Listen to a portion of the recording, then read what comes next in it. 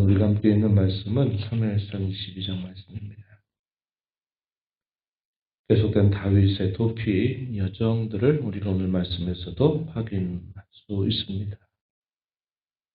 어제 우리가 읽었던 21장 말씀에서 다윗이 먼저 아히멜렉이라고 하는 제사장을 찾아갑니다. 여호와의 성소가 거기에 있었기 때문에 그곳에 찾아가서 세세한 전말들을 다 이야기할 수가 없었고 그 일에 관하여서는 여전히 신중한 태도를 취하는 것이 맞겠다 생각을 하여서 다윗은 이런저런 상황들에 대한 이야기를 하지 않습니다.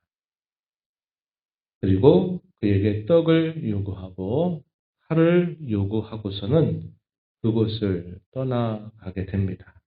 그리고 그가 가드라고 하는 곳에 가서 그 왕에게 찾아가지만 신하들의 반대로 결국 그곳에서 있질 못하게 돼서 쫓겨나게 됩니다.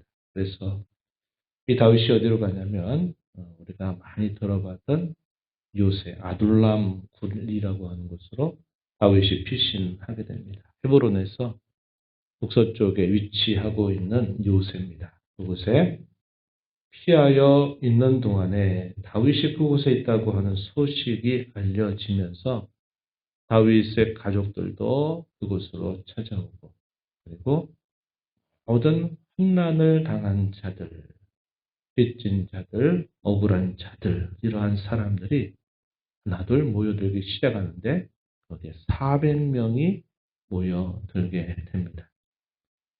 어제 읽었던 말씀 아히멜렉과 나누는 대화 속에서 다윗이 그렇게 말하죠.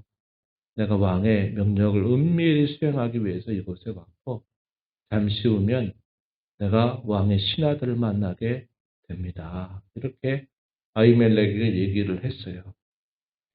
상황을 좀 모면하기 위해서 자세한 이야기를 할 수 없어서 그렇게 했는데 얼마의 시간이 지나지 않아서 실제로 많은 사람들이 다윗에게 모여오게 된 겁니다.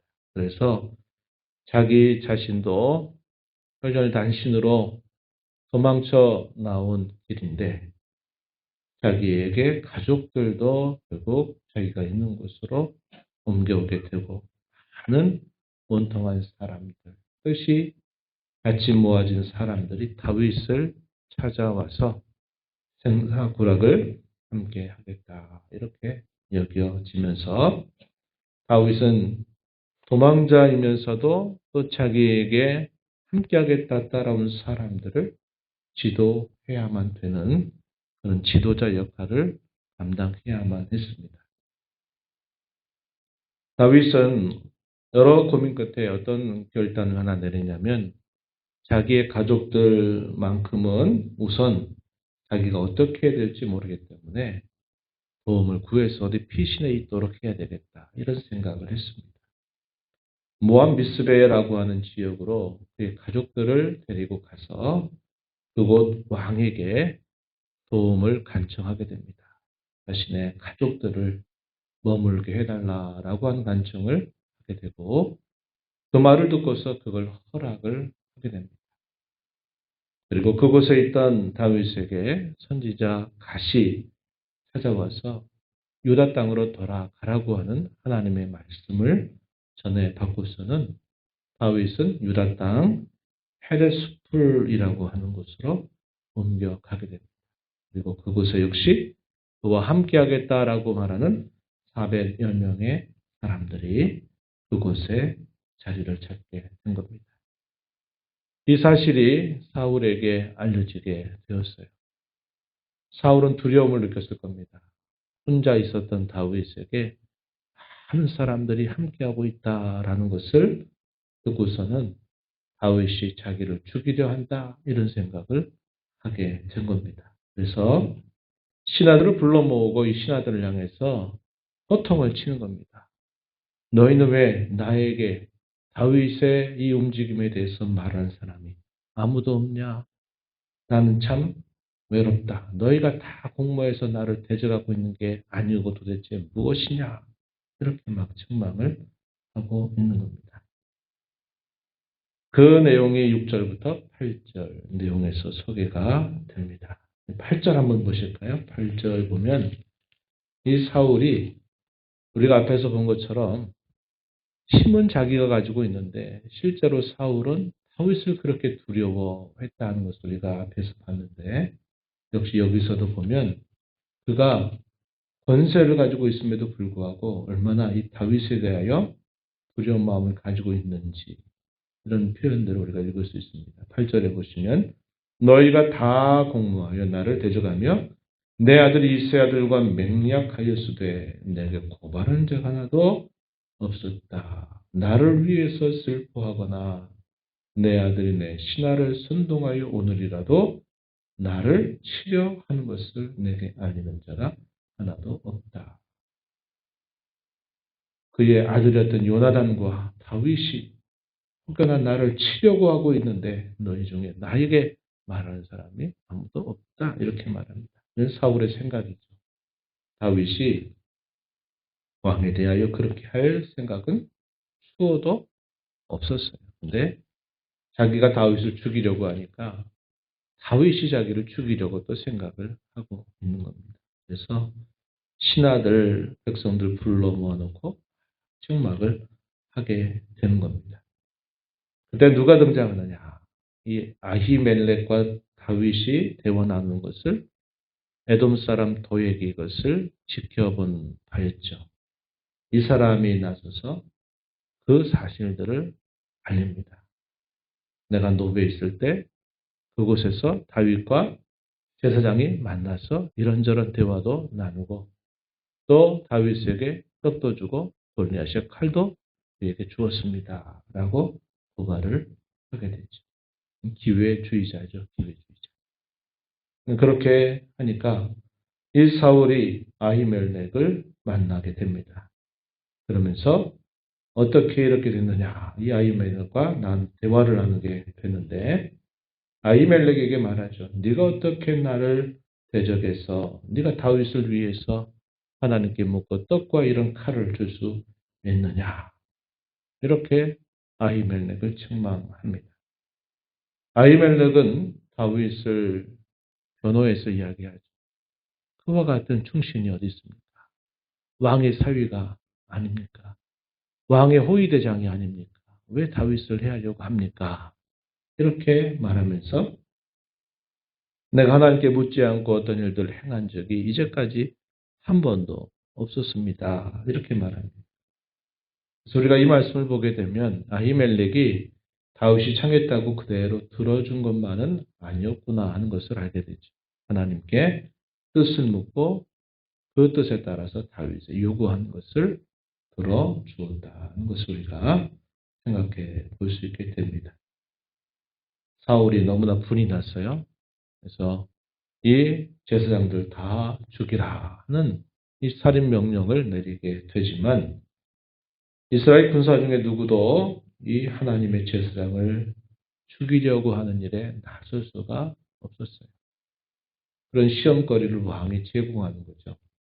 그랬더니 그 사이 누구를 사용하냐면 이 도액에게 죽여라 하는 그런 명령을 내리게 되었고 이 도액이 이 아히멜렉뿐만 아니라 그 곳에 있는 모든 제사장들을 다 죽이는데 제사장만 85인을 처단하고 그의 가족들 심지어는 짐승까지도 다 죽이는 악행을 저지르게 됩니다. 19절 말씀에 제사장들의 성은 노교의 자녀, 노배 남녀와 아이들과 손먹는 자들, 소와 나귀와 양을 칼로 쳤다. 얼마나 해악한 일을 한 겁니다. 한 건지 모르겠어요. 진멸을 한 거죠. 진멸. 완전히 그 모든 사람들을 다 어린아이까지 심지어 짐승까지 다 죽여버리는 그런 악을 행하게 된 것입니다. 다윗은 이 말을 듣고서 얼마나 그의 마음이 얼마나 괴로웠는지 시편 52편에 보게 되면 그가 이런 상황 속에서 이런 소식을 듣고 기도했던 내용이 시편 52편에서 구구절절히 표현이 되어 있습니다. 그런 죽음의 피바람이 불고 있는 동안 한 사람이 도망쳐 나와요. 아비아달이라고 하는 사람이 도망쳐 나오게 되면서 그 사실을 다 알리게 되었을 때 다윗이 뭐라고 말합니까? 22절에 그날의 에돔 사람 도액이 거기 있기로 내가 반드시 사울에게 말할 줄 내가 알았다. 내 아버지 집의 모든 사람 죽인 것이 나의 탓이다. 이렇게 말합니다. 다윗이 처음에 찾아갔을 때 이런저런 이야기들을 함부로 하기가 어려웠다. 그런 이야기를 나누었어요. 그래서 그냥 모든 것들을 다 구구절절히 이야기하지 않고 생략해서 그냥 요청을 하게 된 거죠. 그런데 자기가 다윗이 봤을 땐 그것이 화근이 돼서 그로 인하여 이 하나님의 제사장들이 그렇게 많이 죽음을 당한 일들을 생각하니까 그의 마음이 얼마나 괴로웠겠습니까? 나의 탓이다. 이렇게 다윗이 말하면서 이제 나와 함께하자. 나를 죽이려고 하는 사람이 곧 너희를 죽이려고 하는 사람과 똑같다. 나와 함께하자. 나와 함께 있으면 안전하게 될 것이다. 이렇게 이야기하면서 아달이 다윗과 함께 이제 새로운 삶을 시작하게 되는 내용들이 소개가 되고 있습니다. 사울이 이스라엘의 왕이 된 것은 누구를 위한 것입니까? 이스라엘 백성들 전체를 위하여 세움을 받은 것이죠. 그런데 시간이 흘러갈수록 사울은 어떻게 하냐면 그게 자기 권력으로 만들어서 자기의 권력을 위하여 이스라엘의 모든 선민들을 수단으로 사용하는 행실로 바뀌어가게 되고 있음을 보게 됩니다. 편을 가르죠. 너 다윗을 따를래. 나를 따를래. 앞선 지도자가 편을 가르고 충신을 죽이려고 선민들을 자신들의 수단으로 이용하는 모습으로 갈수록 더 해악한 모습으로 변모해가는 이 사울의 모습을 우리가 보게 되고 반면에 이 다윗은 원치 않지만 그와 함께하겠다 쫓아온 400여 명 그리고 아비아달 이들을 위하는 그러한 마음을 가지고서 이제 계속적인 삶을 살아가게 되는 것입니다. 그래서 이런 면에 있어서도 선명한 대조를 우리가 보게 된다는 거죠. 자기 권력, 자기의 왕직을 위해서, 자기의 성공을 위해서 수단으로 삼는 이런 자세, 우리 매우 조심하면서 살아가야 한다 하는 겁니다. 교회를 자기 수단으로 삼고 신앙을 자기 유익으로 삼고 하나님을 자기 목적으로 삼아서 이용하려고 하는 것은 우리 신앙이 매우 잘못된 신앙임을 우리가 기억하면서 우리가 하나님을 위해서 살고 주의 몸된 교회를 이루는 성도들을 위할 줄 아는 자세로 우리가 살아가는 이 일이 중요한 일이다 하는 것을 우리가 항상 기억하면서 섬겨 살아야 되겠다 하는 것을 교훈받게 되고요. 이런 도피 생활과 여러 난관들은 다윗을 진정한 왕으로 거듭나게 하는 중요한 수단들로 하나님이 사용하고 계시다 하는 것을 우리가 보게 됩니다.